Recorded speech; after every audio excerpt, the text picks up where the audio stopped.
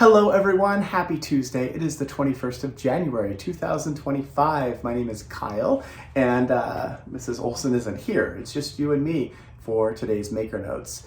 Today I'm going to talk about a free pattern. The thing I'm holding. This is a baby blanket that Louisa just finished. This is a blanket called Lars and the Real Girl blanket. It is by Louisa Dimmitt and Tanis Gray, and it is a free pattern that was inspired by, I believe, a blanket that was in the movie Lars and the Real Girl, which is a super cute movie. This is made out of simplicity. I'm going to show you kind of closely what the pattern is. It's a really easy pattern, y'all. You can easily adjust the size of this and make it a larger, big blanket. You can make this a shawl, whatever you'd like to do. This uses 10 hanks of the yarn that we have featured. So like I said, the pattern itself is free, which is really wonderful. It does use 10 hanks of the yarn, but the yarn is affordable and it happens to be a smaller amount of yarn. So these are 50-gram hanks. So it's like 5 100-gram hanks, right? If math still works the way I think it does.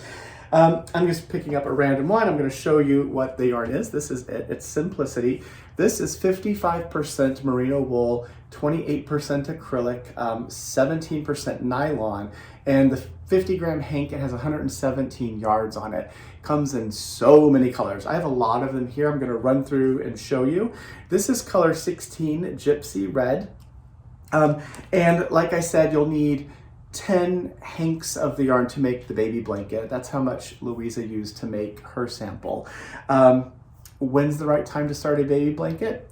Right now. You can start one now. You can go ahead and make a little baby blanket, or maybe it's a throw for maybe a loved one of yours that spends a lot of time on the couch and maybe they're a little cold. Maybe you want to make a larger blanket for yourself or one for your pet. Whatever you want to do, you can do it using Simplicity. The yarn itself, super easy to care for. So you can machine wash this yarn, tumble dry low. It is a workhorse of a yarn that just looks amazing year and year after year after year. So this blanket, Louisa already threw it through the wash and the dryer to make sure, because she's giving it to a mother who's having baby shower this weekend. But she wanted to make sure that none of the little ends that are woven in, that none of those peeked out after it had been laundered. So it's been washed, been dried, it still looks like it had just been cast off. So it is a beautiful, beautiful project that's easy to do, and it makes such a wonderful, memorable gift. I might have said this, I don't think I've said this in a long time. I have a story about my baby blanket. So my mom, when she was expecting me, she was making a baby blanket, and it has like a carousel, that kind of thing. And it's just a cross-stitched on a white piece of fabric. And her idea was to cross-stitch this image and then quilt it. Well, I remember growing up that there was this metal,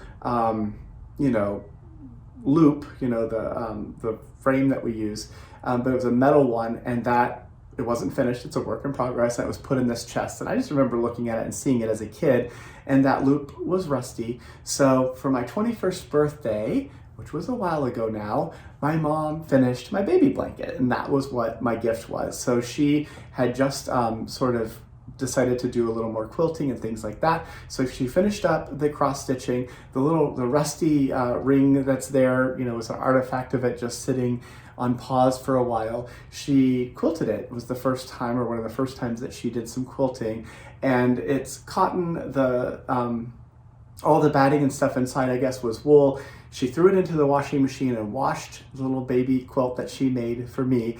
And all of the batting that was inside just jumbled up and became a big mess on the inside. So it was kind of ruined, but it wasn't ruined because she just turned it over and said, things can't, if it's already ruined, there's no making it worse. So why not give it a shot? So she did a little surgery and opened it up and took out the bits of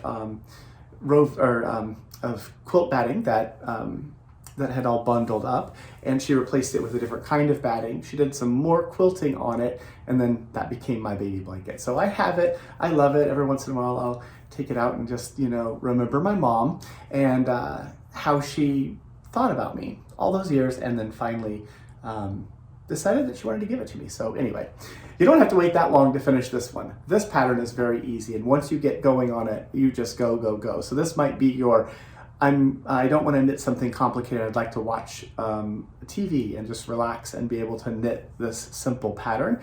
The pattern itself comes written and charted, and it is a free pattern by via Ravelry. By Ravelry, on Ravelry, via Ravelry. There you go. So you can click on the link in our newsletter, or you can search Lars and the Real Girl Blanket on Ravelry. You'll find it. You can download the pattern there.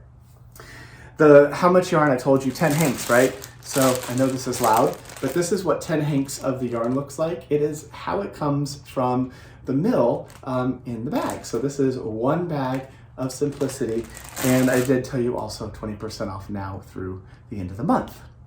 Colors that you could do, well gosh, you could do any of them. The sample Louisa made, that one is in teal. This is Aqua Mint. It's a really great sort of neutral color. This is color 9, Aqua Mint. If you wanted to do something very yellow and bright, this is Bouillon. This is color 133, a fun bright yellow. If you wanted to do something subtler, more subtle, you could do like color 38. This is Seattle Sky. It's a warm gray. There's also one that's a little more brown. This one here is Terra Firma. This is one of the newer ones. This is color 145. If you'd like to do, let's see, here's a pinky color. This pink is color 44. Very fun, bright pink color. There's some fun teal colors. This is color 144. That was the, this is Empress Teal 144. Might as well show you more, right? Because we're here. This is Turkish Coffee, color 35. I made a vest out of this color. I love it. One more. This is Violet. This is color 13. So lots and lots of colors to choose from. Of course, you don't have to make your blanket all one color. You could stripe it or do something else if you want. Whatever you'd want to do, get the pattern through Ravelry as a free download, and then 20% off of Simplicity now through the end of the month. Other stuff in today's newsletter, we have some little stitch markers. These have come back in. These are the little mushroom ones, which everyone seems to love. They are from our friends at Firefly Notes. This is the Chanterelle mushroom. There's a number of different ones. So this is a closed ring stitch marker. It fits up to what size? I think it's like a 10.5 or 13, 10.5, I think it says. So it's a decent sized closed ring stitch marker. This is the toadstool. So it's not the easiest to see on the card. I'll put a picture here so you can kind of see what they look like as well. Okay, make that go away. I'm going to show you the other two here. This is the Cremini mushroom. I love a fun little stitch marker. They just make me really happy. I know they make other people happy too. And these smaller ones that Firefly Notes made, there's the Morel mushroom. The smaller ones I think are really wonderful because they don't really get tangled up as much in my knitting as I'm working. So there's some, if you'd like, we got those back in stock for those of you who were asking. And now another thing that's back in stock, this really great book. So you already know I love this if you watch these videos a lot. This is a fantastic book. Kaffe Fassett in the studio. It is Kaffe and Brandon Mabley, and it's their studio. And so, gosh, I would love to go visit and hang out with Kaffe and Brandon and see all of these things in person. But Kaffe Fassett and Brandon are both just like incredibly talented, very much loved people, and they have fans all over the world. So instead of going to their house, they brought their house to you. So this beautifully photographed book is divided into sections, different categories, and you'll see collections of painting, and you'll see needlepoint. I mean, come on, that's beautiful, right? Pottery, there's quilting in here, fabric design, there's all kinds of really great things, including photos of some of the exhibitions that they have had at different museums, including the Victoria and Albert. I mean, gosh, super, super talented people. This is a wonderful book. If you are looking for something that is inspiring, I encourage you to grab this while you can. And my friends, I think that is it for Maker Notes. I just got back from Vogue Knitting Live in New York. I got to have 7 different classes with all kinds of really amazing students. And we learned all kinds of stuff. The marketplace was fantastic. All the other instructors, they were so inspiring. And getting to go to those in-person events, I have to say, is one of the highlights of being an instructor. And it's a joy to get to hang out with people in person, hear their stories, see them learn. That aha moment is one of my favorite moments in life. So being able to show people how to do some things and watch them sort of get it and how they are using it in their future crafts, it's just really, really awesome. So if you are able to do a in-person event like Vogue Knitting Live in New York, it'll happen again next year, I'm pretty sure, or something a little maybe closer to your home if you're not in the northeast of the US. Make sure you make plans to allow yourself to go to classes and events like that.